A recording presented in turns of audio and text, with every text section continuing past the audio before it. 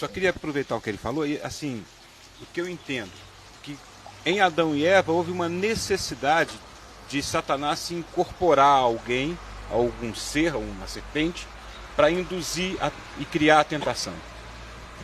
Com Jesus, houve uma necessidade de esperar o momento certo, o momento dos 40 dias de fome e sede e aquela necessidade de Jesus. Ali houve uma expectativa daquele momento por parte de Satanás para poder oferecer a tentação. O que está acontecendo hoje é que não existe nem a necessidade de se incorporar e nem de se esperar a necessidade de ninguém. As tentações estão disponíveis de uma forma tão banal e tão comum que as pessoas estão entrando nelas naturalmente. E é esse o risco. Vai sumir o caráter e as pessoas estarão... No texto o Caio fala que a relativização de todos esses elementos faz com que a tentação não seja tentação. Não, por multiplicar... naturalmente passa por um processo de... Esse é o grande... Então, olha só, dentro disso, tem uma questão de um irmão aqui que ele pergunta o seguinte: como identificar a tentação, aqui ele colocando dentro de uma consciência da graça, ele fala, como identificar a tentação estando debaixo da graça?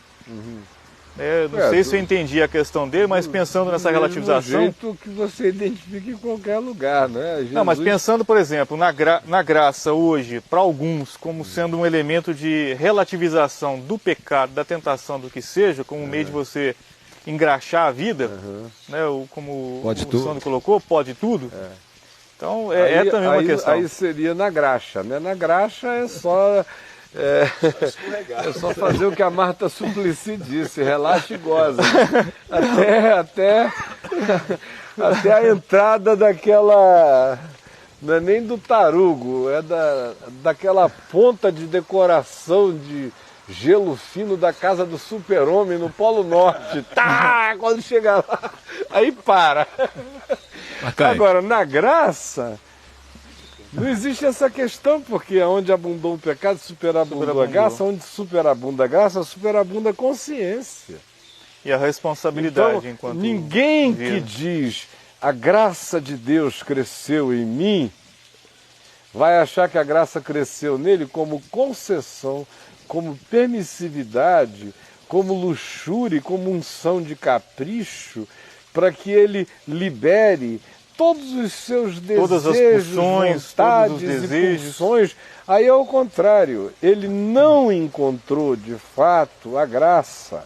Ele encontrou, por enquanto, foi aquilo que os inimigos de Paulo tinham encontrado e outros inimigos de Paulo acusavam Paulo de estar promovendo, que é cometamos males para que nos venham bens. E o fim desses é doído. Não é Paulo dizendo a Tito que é a graça, ou seja, a consciência desse perdão redentor de Deus antes da fundação dos tempos, que nos ensina a viver na era presente, vencendo a todos esses males. Educa na justiça. Exatamente. E aquele que é filho, né, vai ouvir a voz, este é o caminho, andai nele.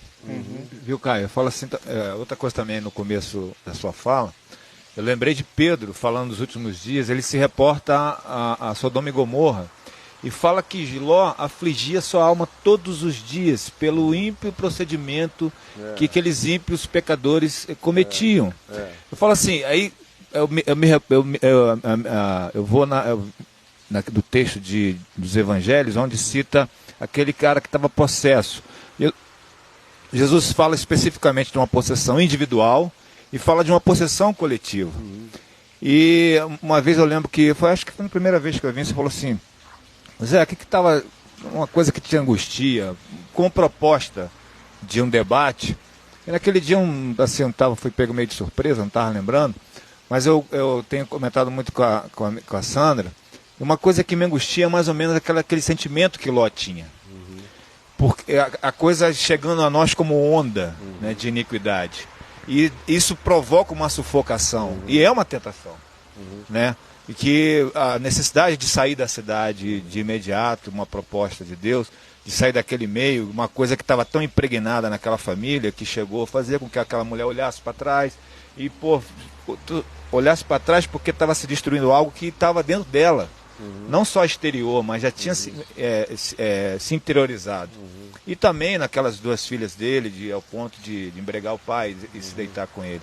Então eu falo assim, essa coisa é uma coisa tão sufocante, e eu vejo que a igreja, de um modo geral, ela parece que é anestesiada com relação a esse sentimento. Parece que ela conseguiu se isolar do mundo e é uma coisa mentirosa. Não, ela, de fato, a coisa chega em nós com uma força, uma violência. Né? É o mundo dela. Entendeu? Então, e essas coisas não são tratadas. Né? Com todos os Moulin Rouge que você desejar, muito piores aqui dentro, né?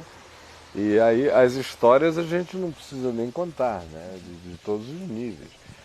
Mas o que eu queria dizer sobre o que você falou é que eu entendo aquela afirmação de Pedro, de que o justo Ló angustiava sua alma, como graça divina. Porque enquanto o indivíduo angustia sua alma com isso, ele está vivo. Essa é a minha angústia. Ele está vivo. O problema é quando ele deixa de angustiar sua alma com isso. Aí eu vou ficando angustiado também por todos os que perdem a saúde dessa angústia, a saúde dessa revolta mínima.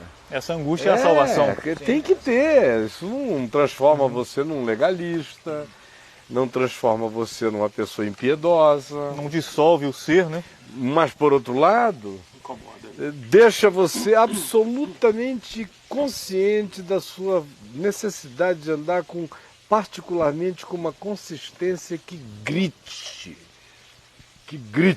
a sua escolha na vida, né? Sem precisar usar palavras.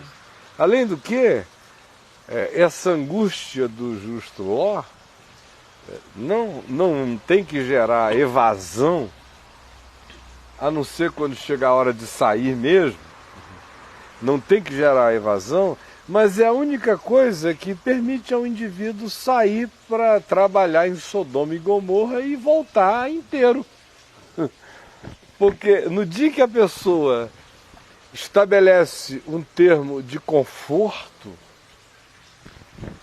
total com o que está estabelecido à nossa volta, e o que eu noto e o que eu vejo... Esse conforto é uma cauterização da consciência, já tudo isso já. Em alguns é cauterização mesmo, em outros é uma alienação total. O entorpecimento que você falou também. Né? Em outros é embriaguez. Não é? Existencial. Em outros é muita carência que não resiste à menor indução. Não precisa ser da serpente. Né? Basta que uma lagartixa diga qualquer coisa que o cara já foi. Se um mosquito sugerir, já era. Está todo mundo assim, sendo levado.